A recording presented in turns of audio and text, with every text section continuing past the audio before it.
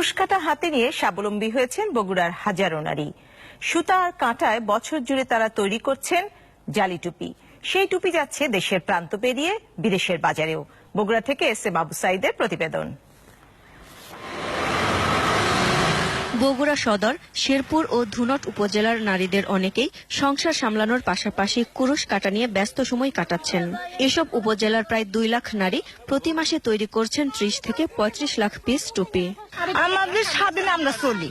মনোনিম একটা কাপড় নিয়ে আসলাম, মনোনিম একটা মার্কেটে গেলাম, যা লাগে সেটা স্বাধীন আমরা নেই। একটা জিনিস হয়তো দরকার, এই সময় টাকা নাই, স্বামীর কাছে শ্বশুরের কাছে চাইলাম, দিল না, তখন আমার এই টুপি বেচার টাকাটা থাকলে হয়তো উপকার হতো। একটু উপার্জন বৃদ্ধি হলে আমাদের ছেলে মেয়ে ভালোভাবে পড়ালেখা করতে পারে, কাপড় চোপড় পরতে পারে। ব্যাপারীরা বাড়ি বাড়ি গিয়ে নারীদের সুতা সরবরাহ করেন। টুপি বানানো হলে তা সংগ্রহ করে বাজারজাত করেন তারা। টুপি প্রতি নারী শ্রমিকরা মজুরি পান 80 টাকা।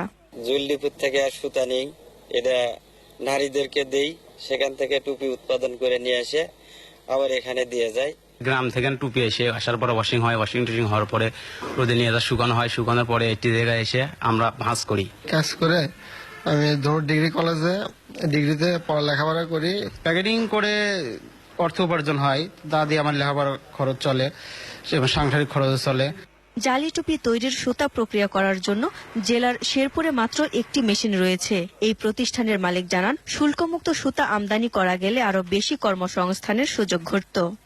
টাকার অভাবে অনেক গরিব নারী শিশুরা লেখাপড়া বন্ধ করে দিত আমার এই অঞ্চলে।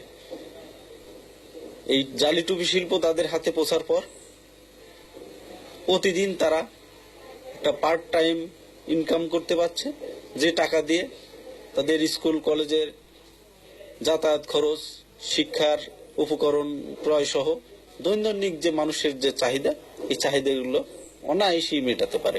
তৈরি পোশাক শিল্পের মতো এই খাতে সরকার সহযোগিতা দিলে বিপুল পরিমাণ বৈদেশিক মুদ্রা আয় করা সম্ভব হবে বলে মত সংশ্লিষ্টদের। দীপ্ত বার্তাকক্ষ।